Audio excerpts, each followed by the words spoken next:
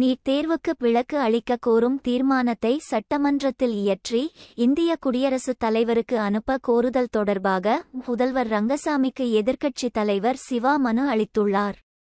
புதுச்சேரி எதிர்க்கட்சித் தலைவர் சிவா முதல்வர் ரங்கசாமிக்கு அளித்துள்ள மனுவில் நீட் தேர்வில் உள்ள ஆபத்துக்களை உணர்ந்து தமிழக அரசின் முதல்வர் நீட் தேர்வின் அடிப்படையில் மருத்துவ படிப்புகளுக்கான சேர்க்கை மேற்கொள்வதில் ஏற்படும் தாக்கங்களை ஆராய ஓய்வு பெற்ற நீதியரசர் கே.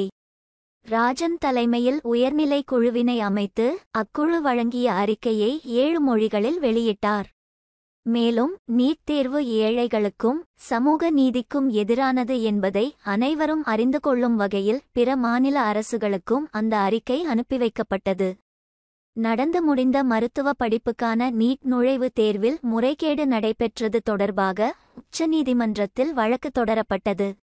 இந்த வழக்கு விசாரணைக்கு வந்தபோது நீட் தேர்வில் தவறு நடந்தால் மத்திய அரசும் தேசிய தேர்வு முகமையும் ஒப்புக்கொள்ள வேண்டும் என உச்சநீதிமன்றம் அறிவுறுத்தியது. மேலும் நீட் தேர்வு விவகாரத்தில் 0.001% யாராவது அலட்சியமாக இருந்தாலும் அதை முழுமையாக ஆராய வேண்டும். ஒரு தனிநபர் ஒட்டுமொத்த அமைப்புக்கும் ஆபத்தானவராக மாறி இருக்கக்கூடிய சூழலை யோசித்து பார்க்க வேண்டி இருக்கிறது என கூறியதுடன் நீட் முறைகேடு வழக்கில் மத்திய அரசு தேசிய தேர்வு முகமை 2 வாரத்தில் பதில் அளிக்க வேண்டும் என நோட்டீஸ் அனுப்பியுள்ளது.